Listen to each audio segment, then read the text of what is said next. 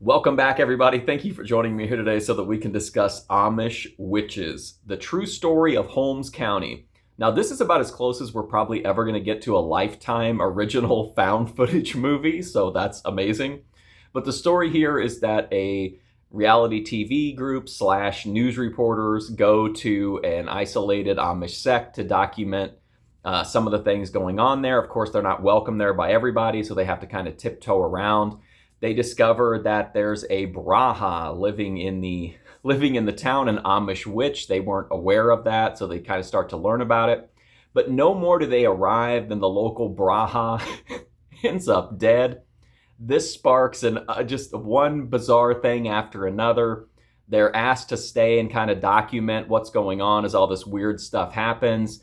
And that's kind of the story here of Amish Witches, the true story of Holmes County. Now, I say this is like a Lifetime found footage movie, but it isn't all found footage. Like, there's some elements of it here some segments are definitely like found footage inspired and anchored, but not all of it. So don't expect like a complete found footage movie here. But this is like Lifetime actually kind of goes for it here and gives us some jump scares, some real creepiness, some good atmosphere. I love the Amish. I love Lifetime Amish movies. I'm always down for that. So that was fun. I love the idea of an Amish witch. That's like amazing. I think it's one of the coolest things ever.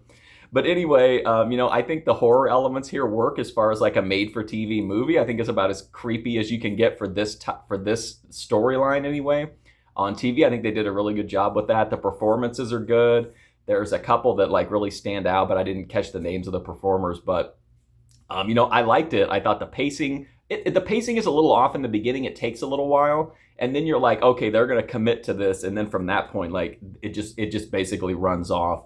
So I do think this is actually like a really interesting movie from Lifetime. Definitely a little bit outside of their like normal psycho thriller type stuff, but I had a good time with it. And if you like stories about Amish people, if the idea of an Amish witch interests you or anything like that, definitely check out Amish Witches, the true story of Holmes County from Lifetime. I definitely recommend it.